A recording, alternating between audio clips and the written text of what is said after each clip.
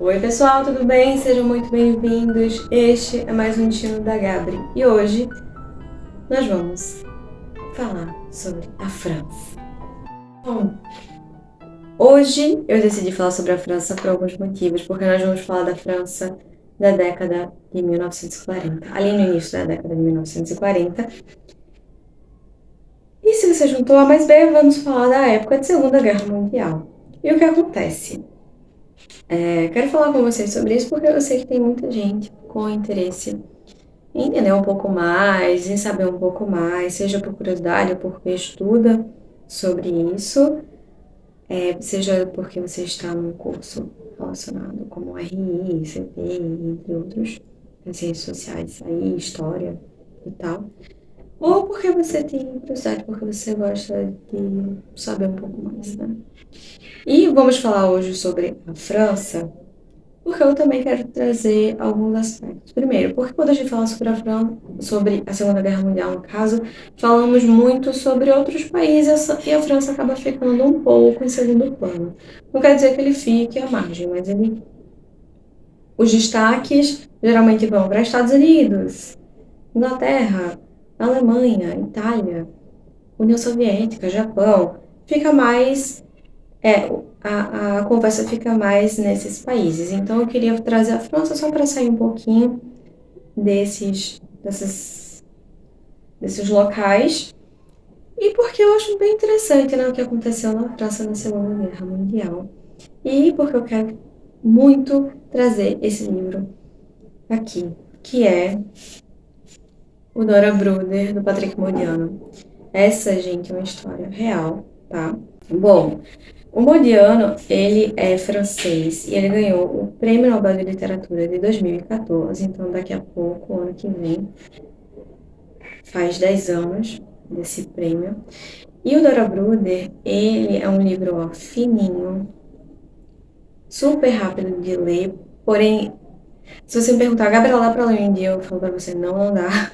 Pelo menos eu não consegui, porque você tem que digerir as coisas, são muitas questões que ele acaba trazendo. E como é que começa essa história? Isso vai acontecer, ele vai escrever esse livro porque em um momento da vida dele, ali na década de 80, ele vai topar com uma manchete, né? Na verdade, com uma chamada em um jornal da época, de dezembro de 1941. E a chamada diz o seguinte: Paris, procura-se uma jovem, Dora Bruder, 15 anos, 1,55 m, rosto oval, olhos marrom acinzentados, casacão cinza, suéter bordô, saia e chapéu azul marinho, sapatos marrons. Qualquer informação dirigir-se ao senhor e à senhora Bruder, Boulevard Ornano 41, Paris. Essa chamada acontece, como acredito que eu já falei, em dezembro de 41, período de Segunda Guerra Mundial, e um período em que a França estava ocupada, parte da França, na verdade, estava sendo ocupada pelos alemães. E como foi que isso aconteceu, Gabriela? A França, gente, durante a Segunda Guerra, ela teve duas derrotas significativas, que foi a da Batalha de França e a Batalha de Dunkerque, ou Dunkirk, como é conhecido em inglês, inclusive é um pouco disseminado aqui, porque essa pronúncia é por causa de um filme com o mesmo nome e que talvez você conheça, se não, fica aí a sugestão para você conferir depois. E ambas foram ali no ano de 1940. Quando isso aconteceu, nessa segunda derrota, que inclusive a Inglaterra também participou, a França assinou um armistício com a Alemanha.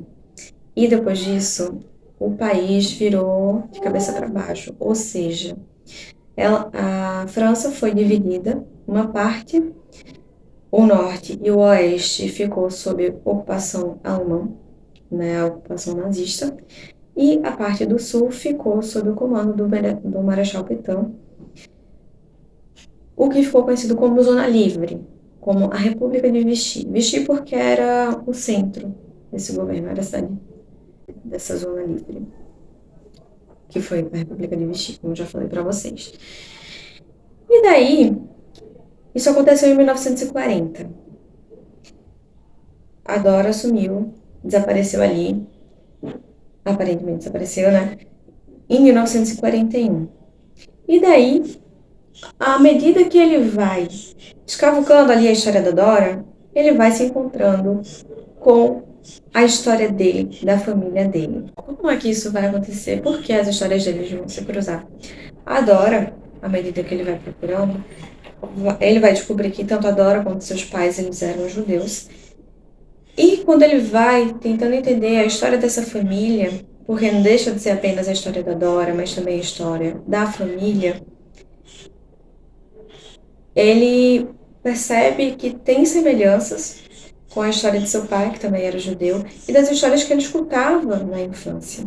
Só que aqui ele passa a perceber Paris de uma forma diferente, porque ele não viveu esse tempo, mas ele começou a enxergar que os espaços que antes ele frequentava eram marcados por uma história triste, para a cidade. E que até então ele ainda não conseguia, de alguma forma, assimilar aqueles lugares a momentos brutais, né? E aí ele acaba reconstruindo um pouco da história da Dora. E é interessante porque a narrativa ele mescla a história dele e a da Dora. No caso da família da Dora. E o que acontece, pessoal? Tem alguns momentos, então, quando a gente vai entendendo, a gente vai também montando esse quebra-cabeça com o autor. E ele vai colocar o seguinte: pra, vai ter um momento, uma data aqui significativa, que é o 2 de outubro de 1940, em que as pessoas, em que os judeus especificamente, têm que se recensear nos quartéis. E quem deve fazer isso é o chefe de família. No caso, o pai da Dora vai recensear a família. Só que ele faz isso colocando apenas o nome dele e da esposa. Ele omite a existência da Dora. E quando o Modiano olha essa chamada e pensa: caramba, eles publicaram o nome dessa garota no jornal em 41. Tamanho era o desespero deles para saber do paradeiro dela. Por quê? O que acontece? Eles omitiram a existência da Dora e tomaram uma decisão, que era colocar ela numa instituição para tentar resguardar o máximo possível. Se fosse para acontecer alguma coisa, aconteceriam apenas com os pais, com eles, e não com a filha.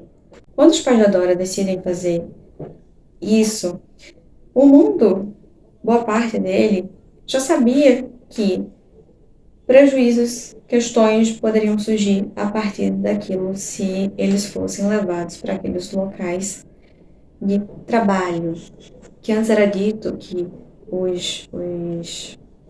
esse deslocamento forçado de judeus era para um lugar de trabalho, quando na verdade eram campos de concentração que buscavam exterminar essa população, depois de explorá-la ao máximo, certo?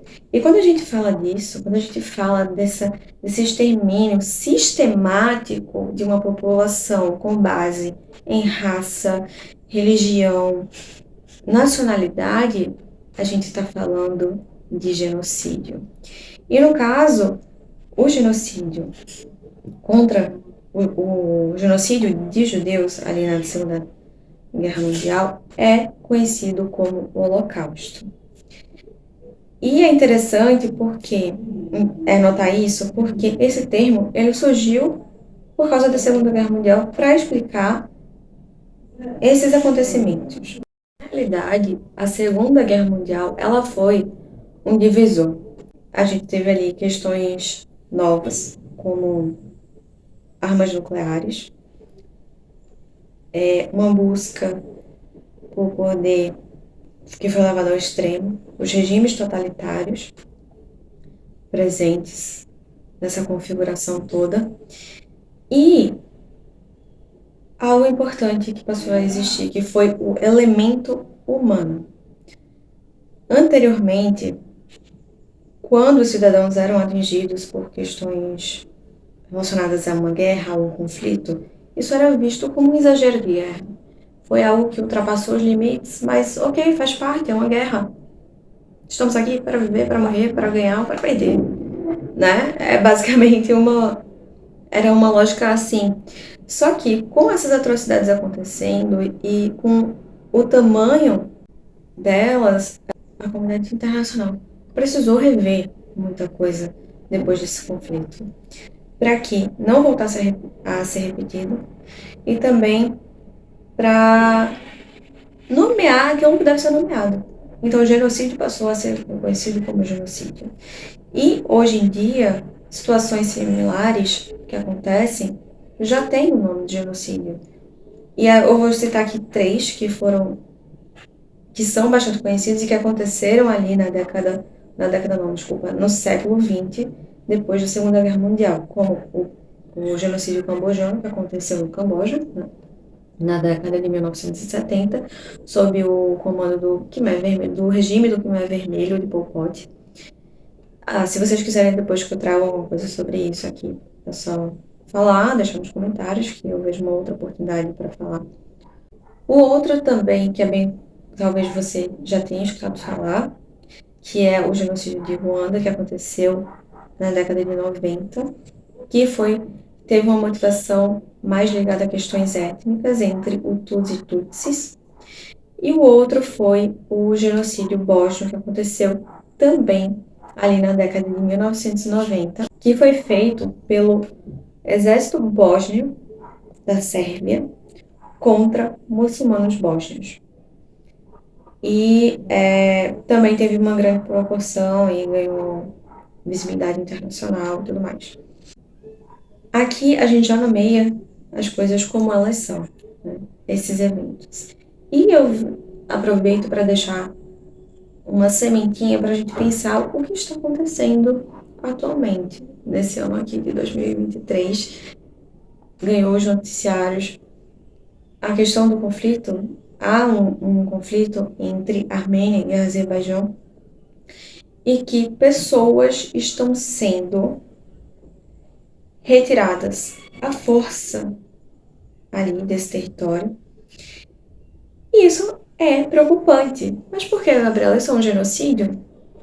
Aí que fica a questão. Porque genocídio, gente, não é só o extermínio daquela população. Não significa, morreram tantas pessoas, então isso aqui já configura um genocídio. Genocídio, no caso, que foi o que aconteceu na França, por exemplo, o governo ajudou o governo alemão a retirar de forma forçada pessoas da França para a Alemanha e a Polônia, para os campos de concentração. Então, isso também está dentro do genocídio. Na verdade, esse é um termo amplo e que vale a pena ser estudado mais a fundo, e aqui no vídeo não vai dar tempo para falar tudo o que ele engloba, tá certo? Salientar aqui, isso que está acontecendo lá nesse conflito com o Azerbaijão, do Azerbaijão com a Armênia, é um genocídio? Essa situação que está acontecendo ali agora é um genocídio? Não, mas a gente tem que observar o que é que vai acontecer.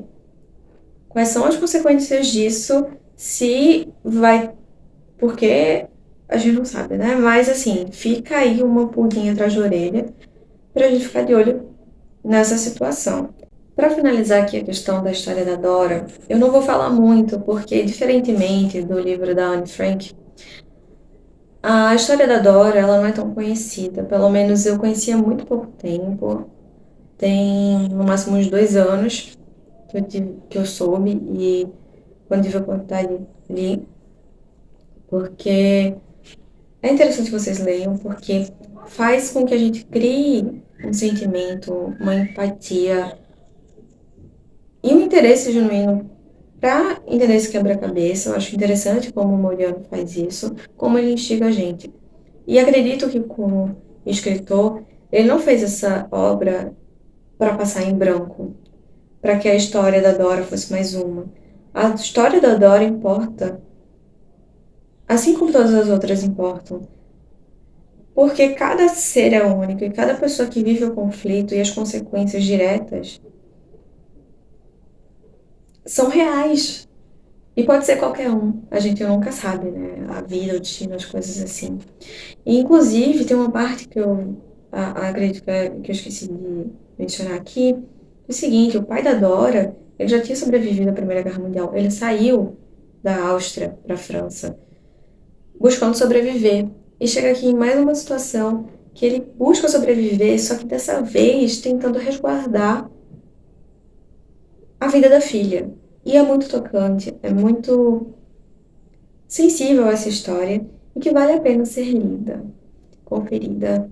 E é isso. Espero que eu tenha plantado aqui uma sementinha para você ler essa história ou para você saber um pouquinho mais sobre alguns aspectos relacionados à Segunda Guerra Mundial. E eu acabei esquecendo de mencionar também, genocídio, gente, é um crime contra a humanidade. E esses crimes contra a humanidade, né, esses tipos de crime, na verdade, eles são julgados pelo Tribunal Penal Internacional, conhecido como TPI, justamente para fazer com que situações como essa não saiam mais com impunidade, né? Buscar sempre essa questão da justiça, mesmo que demore, mesmo que seja no âmbito internacional, é uma busca. E é isso, pessoal. Espero que vocês tenham gostado do nosso papo de hoje e a gente se vê no próximo destino.